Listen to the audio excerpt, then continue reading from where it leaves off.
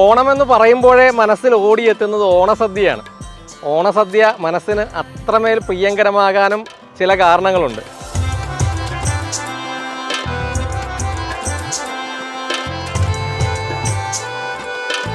പാവൽ, പടവലം, പീച്ചിൽ തുടങ്ങി വിവിധ ഇനം പച്ചക്കറികൾ ഉപയോഗിച്ചുള്ള വിഭവങ്ങളാണല്ലോ ഓണസദ്യയെ ഓണസദ്യയാക്കി മാറ്റുന്നത്. ഇങ്ങനെ വിവിധ രുചികളിലുള്ള കറികൾ നാവിലെ രുചിമുകുളങ്ങളെ സ്വാധീനിക്കുന്നു.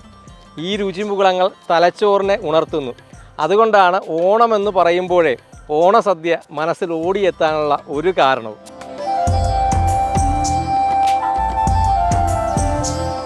ഓണത്തിന് 16 ഇനം പച്ചക്കറികളും പൂക്കളുമൊക്കെ ഒരുക്കുന്ന ഒരു പച്ചക്കറി പൂപ്പാടത്താണെന്നുള്ളത്.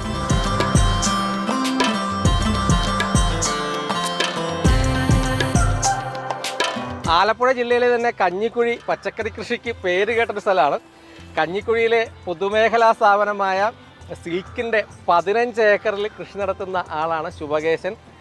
ശുഭകേശനെ പ്രത്യേകിച്ച് കർഷകർക്ക് പരിചയപ്പെടുത്തേണ്ട കാര്യമില്ല. കഞ്ഞിക്കുഴിയുടെ പേരിൽ ഒരു പയർ തന്നെ കണ്ടുപിടിച്ച, കഞ്ഞിക്കുരി പയറിൻ്റെ കണ്ടുപിടിച്ച് അത് കർഷകർക്കായിട്ട് നൽകിയ ആൾ കൂടിയാണ് ശുഭകേശൻ. ഇത്തോടെ ഒത്തിരി വ്യത്യസ്തമായ രീതിയിലാണ് കൃഷി ക്രമീകരിച്ചിരിക്കുന്നത്. ഇതൊരു വലിയൊരു പന്തലാണല്ലേ? എത്ര?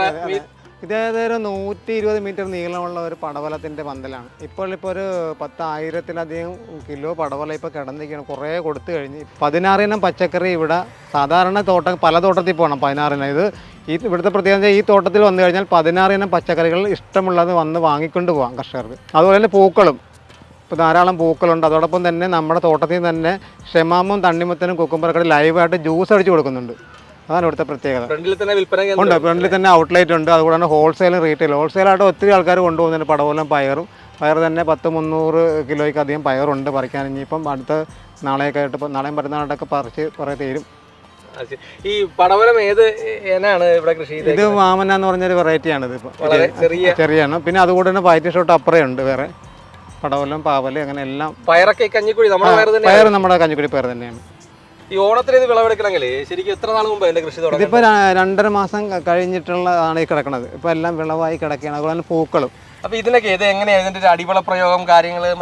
ഇത് കോഴിവളം, ചാണകം, പിന്നെ അതുപോലെ എല്ലുകൂടി അതൊക്കെ ഉണ്ട്. ബെഡിലിട്ടാണ് ഇത് ചെയ്തിരിക്കുന്നത്. ട്രിപ്പ് ഇറിഗേഷനാണ് കൃഷി രീതി. അപ്പോൾ എത്ര വിളവ് നമ്മൾ പച്ചക്കറി ഏകദേശം കഴിഞ്ഞ വർഷത്തേക്ക് ഒരു അനുഭവം? നല്ല വിളവുണ്ട്. ഇപ്പോൾ തന്നെ കണ്ടാൽ ഇപ്പോൾ തന്നെ 10 നിങ്ങൾക്ക് തന്നെ ലൈവായിട്ട് കാണാൻ കിടക്കണം. പടവലം എല്ലായിടും 10,000-ലധികം കിലോ പടവലം തന്നെ പറിക്കാനുണ്ട്. അതുപോലെ തന്നെ പയറുണ്ട്. പയർ 100-300 കിലോ ആയുർവേദം പറിക്കാനുണ്ട്. അതുപോലെ വെള്ളരി, എല്ലാം പച്ചക്കറി. ഈ വില എങ്ങനെയാണ് പൂവിനൊക്കെ എന്ന് വെച്ചാൽ ഇപ്പോൾ ഓരോ ദിവസം മാർക്കറ്റ് അനുസരിച്ച് കൊടുക്കും. ഇപ്പം 150 രൂപയൊക്കെയാണ് ഇവിടെ എല്ലാവരും കൊടുത്തിട്ടിരിക്കുന്നത്. ഞങ്ങളെല്ലാം കൊടുക്കണേക്കാൾ ഒരു 10 രൂപ കുറച്ച്. കഴിഞ്ഞ പ്രാവശ്യം അങ്ങനെ കൊടുത്തത് പൂക്കളൊക്കെ. പച്ചക്കറികൾക്ക് അത്യാവശ്യം പച്ചക്കറികൾക്കാ എന്നാലും എല്ലായിടത്തും കൊടുക്കണേക്കാൾ കുറച്ച് വില കുറച്ചാണ് കൊടുക്കുന്നത്. വന്നു കഴിഞ്ഞാൽ ഈ പിന്നെ തിരുവര ജംഗ്ഷന്റെ അടുത്തുള്ള കടയിൽ, അതെ, കണിച്ചുളങ്ങര ജംഗ്ഷനോട് വന്ന് ഒരു 300 മീറ്റർ വടക്കോട്ട് വരുമ്പോഴാണ് സിൽക്ക് ഫാബ്രിക്കേഷൻ യൂണിറ്റ്. അതിൻ്റെ അകത്താണ് കൃഷി ചെയ്യുന്നത്.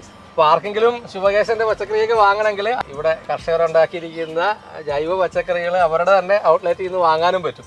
അപ്പോൾ 16 ഇനം പച്ചക്കറികളാണ് ഓണത്തിന് ഇവിടെ ശുഭകേശൻ ചെയ്തിരിക്കുന്നത്.